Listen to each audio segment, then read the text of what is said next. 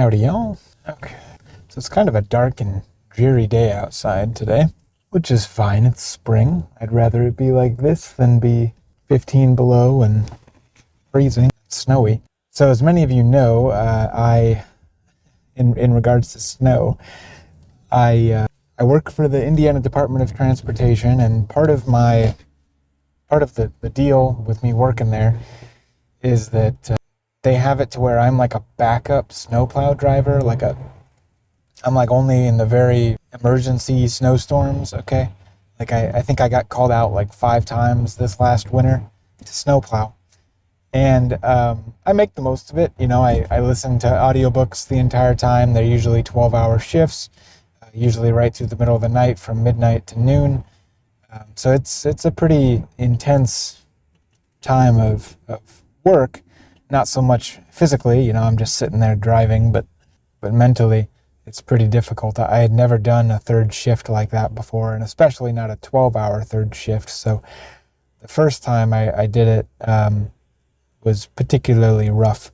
I bought some energy drinks to kind of keep myself awake. Anyway, I just kind of say that as a side note. Some people enjoy it when I talk about my personal life a little bit, as opposed to all of the heady intellectual stuff. So try to give some pepperings of my personal life that people can try to mine out of all of my videos.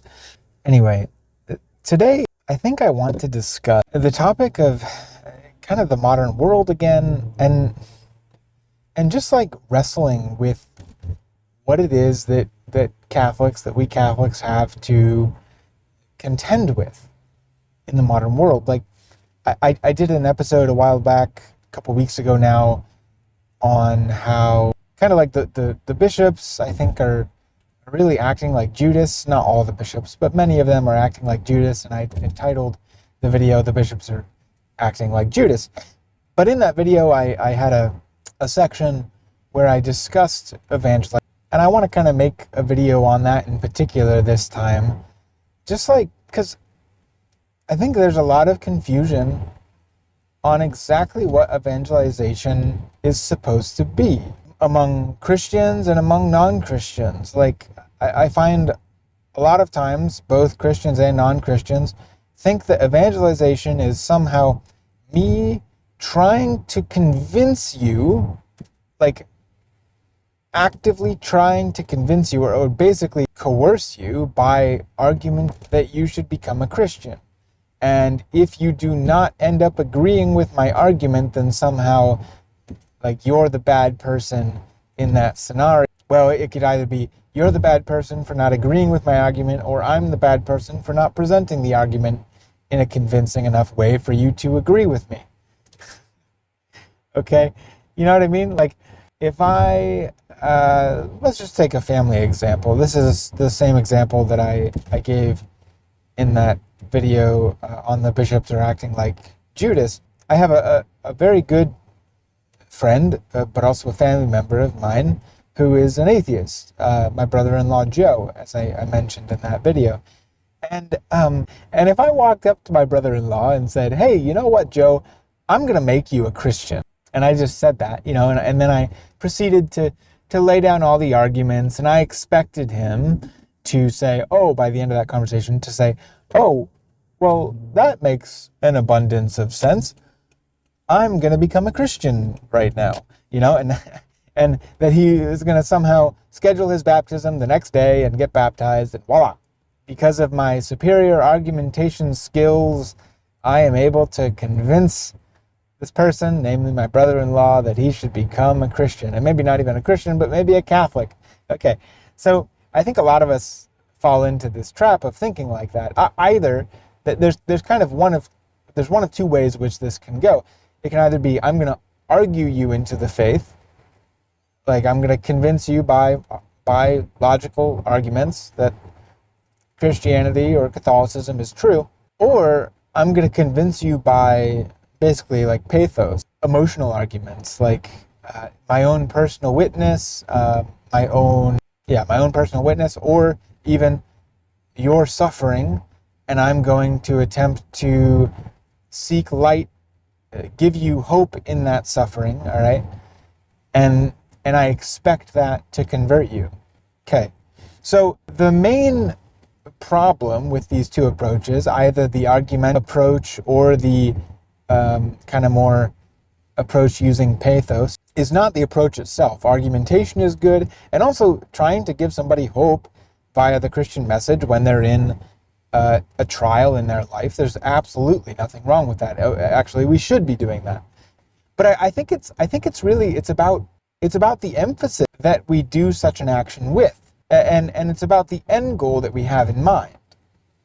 Okay, is the end goal for me to convert you? Is that the end goal? Me to convert you? No, it's not, or at least it shouldn't be, right? If the end goal is for me to cause you to change, and that's the main, then I think the effort at evangelization really leans more towards proselytizing, or another word for it would be like, what did I say? Starts with a C, oh my goodness. But trying to convince you, right? And to coercion. Okay, coercion. And I think that there's a problem when we attempt to coerce, even if we're not like intentionally trying to coerce the person.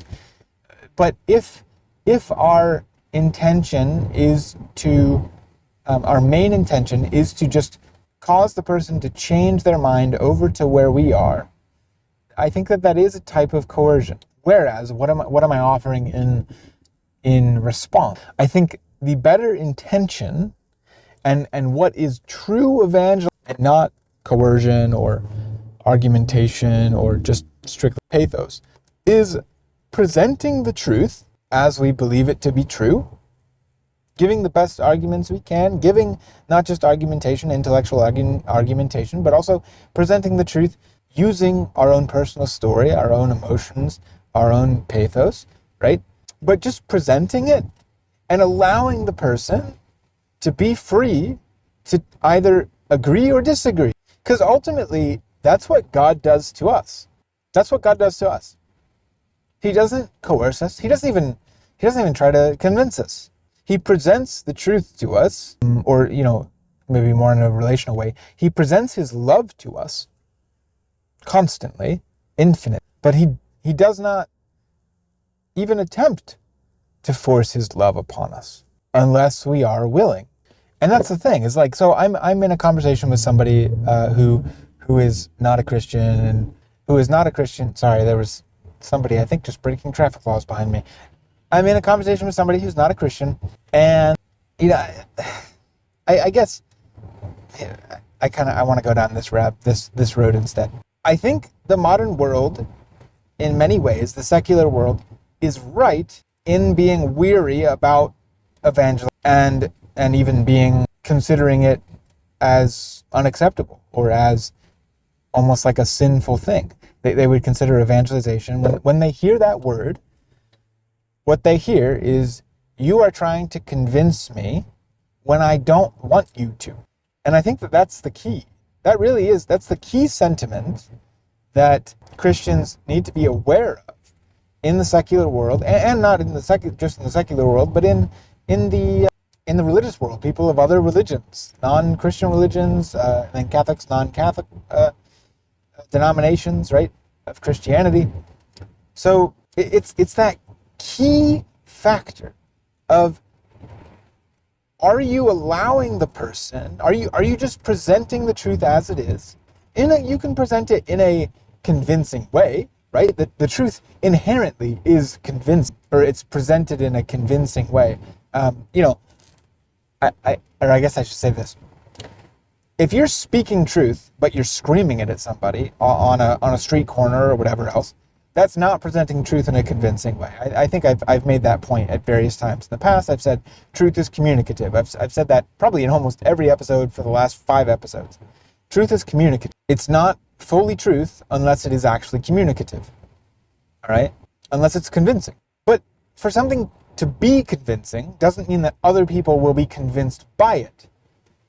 Okay? To be convinced is an act of the will, and jointly an act of the intellect. But But what makes it distinctive, as apart from just learning knowledge that may or may not be true, what makes something convincing is that I assent to it. I become convinced. That's the difference. Conviction is ultimately an act of the will. It's a choice that we make.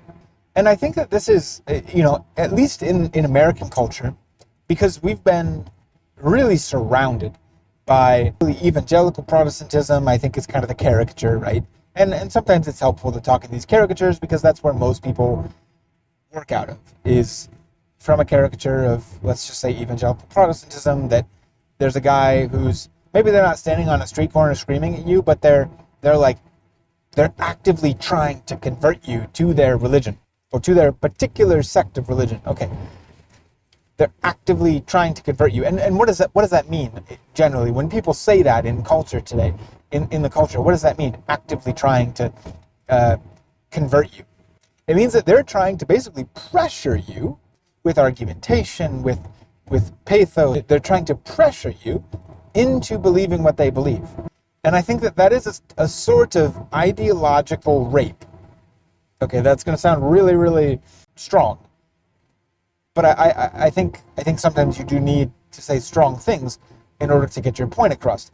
I would say what most people identify as evangelization is ideological rape in its strongest form. Okay, there's a whole bunch of gradients there that you would need to take into account. Not all of it's ideological rape, but some of it is like ideological, like coercion, basically, or like seduction. Okay. Ideological seduction, to take the kind of sexual reference to tone it down a little bit more. Like people don't want to be seduced if they don't want to be seduced. Okay, like if a man walks up to a random woman and attempts to seduce her, she's hopefully going to slap him, push him away, get help, whatever it might be, because that's generally frowned upon, at least by a woman who understands her worth and her boundaries. Okay, so but things like that happen all the time within the larger sphere of what is considered to be evangelization. Okay, and I'm not just saying that evangelicals are guilty of this. All Christians are guilty of this. Muslims are historically especially guilty of this, but really, no. I would imagine anybody who takes any sort of worldview, which is everybody, they generally want people to agree with them, because it's a type of self-validation, self-affirmation. When you get people to agree with you, you feel vindicated in your own personal beliefs, and most of these things, we're not talking about like I'm trying to convince you to eat this taco. We're talking about I'm trying to convince you to be a Christian or an atheist or a Buddhist or a Hindu or a Muslim, whatever it might be. These are very, very core beliefs that people automatically wrap their identities around. They don't say, I do Christianity. They say, I am a Christian.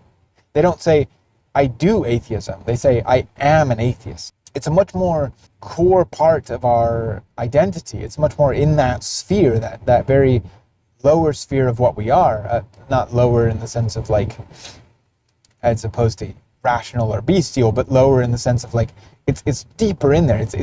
Deeper is probably what I'm trying to get at. It's a deeper part of humanity where those religious, philosophical, ideological beliefs lie. Okay, and thus, getting people to be on our side on those ideological types of beliefs, it affirms our identity deeply. And that's perfectly fine. That's exactly how it should work, I think. But I think that the issue, again, not to reiterate it ad nauseum, but to reiterate it, is that I think we need this shift. And this is not just attacking Christians or evangelicals or Catholics or, everybody does this. Everybody does this because, like I said, those core beliefs are part of our identity and we want affirmation in our identity. And so we try to entice people to agree with us in that sort of a way. But I think we need to shift how we do this, not from coercion or from even to ideological seduction, but to the point of offering. Okay, offering the truth to another offering the truth to another and respecting their human dignity so that they can make the choice to either accept or to deny said proposition. That's basically that's kind of how I would formulate this. But that's hard to do, isn't it? It's hard to do for anybody. I don't care if you're religious or if you're a-religious, whatever. This isn't a religious problem in like the modern way that we use the word religious, right? This isn't a religious problem as opposed to a non-religious problem. This is a human problem having to do with, again, how we view ourselves, how we view those core beliefs that we have, and how we view other people in relation to those core beliefs. I don't know. I think that's basically it. That's basically my spiel for today. But I want us to just to consider this. Can we make that shift? Can we make that shift? And some people may throw stones at me and say, "Well, Parker, like didn't the church in times past, the Catholic Church in particular, basically give penalty, legal penalties or like societal penalties to people who were not Catholic, let's say?" And I would say first off that there's some historical things, factual things that one would need to get right. I mean, Islam did this to a much heavier extent and still does it to a much heavier extent under Sharia law than any Christian group ever has. But also, the Protestant countries, you can think of John Calvin's Switzerland, or where was it? John Calvin's Amsterdam? I forget exactly which town he was in there for a while. But John Calvin put some people to death over ideological differences. That was not uncommon. The Catholic Church never officially did it, as far as I know, the Catholic Church itself, but the Catholic Church did hand over many people, Jan Hus most famously at the Council of Vienne, but did hand over heretics, in particular to the secular arm, to be dealt with, and usually that dealing was execution. You can also think of Henry VIII killing John Fisher and Thomas More. So it's hard to say one group does it more than another. You can think of the atheistic revolution, the French Revolution at the end of the 18th century. That's a perfect example of atheists and secularists and deists killing people, basically in the name of their ideological beliefs. Again, this is a human problem. This is a human problem. So I think when you take all of those historical maladies, unfortunate events, to put it lightly, it becomes clear, I think, that this is a human problem, generally speaking. That and it takes various extremes. I think today, as far as I am aware, the only place where people are still killed for their beliefs would be in places under Sharia law, certain countries in the Middle East. But I guess, there are also other kinds of ideological beliefs. There are, you can think of the war in Ukraine, for example. People take their patriotism very, very close to to the same level, oftentimes, to those religious beliefs. It's part of their identity, right? So I think really, again, what the core thing I'm trying to get at here is that this is a human problem. It's not able to be pigeonholed to one particular group, and we all need to be aware of it, that we need to respect each other's freedom, but yet still present the truth as we see it. Evangelization, properly speaking, again, is presenting the truth as we see it for the consideration of another. That's all it is. Really, I think that's all it is. It's respecting the other person's free will in that. Otherwise, you get various gradients of coercion. And I think that is problematic. And it's particularly what the Second Vatican Council's Constitution, Lumen Gentium, and there was another one that I'm blanking on right now, but talked about in relation to religious liberty, is really this idea of evangelization that I'm presenting here. And it's that human choice, human free will needs to be respected. It needs to be respected. And we all are guilty of not doing that in the past. But let's move forward together. to new horizons on that front.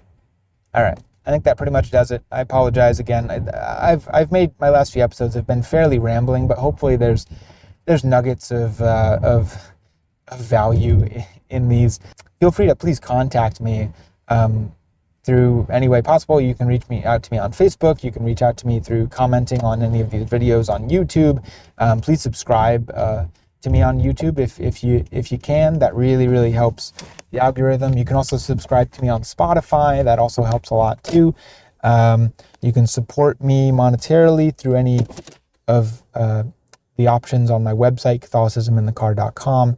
I also have a number of other types of resources there for you as well. Recommended books, recommended videos, recommended podcasts, things like that. If you care about my recommendation. Yeah, so I think that's pretty much it. Again, like, subscribe, comment. Feel free to reach out to me. You can contact me at parkerzerbachcatechesis@gmail.com. That's in the About page of my YouTube channel. It's also all posted on my website in the About page there. I'd love to hear from people. So, I hear from a fair amount of you, but it's always a real joy for me to hear from people. So, yeah, that's pretty much it. God bless y'all.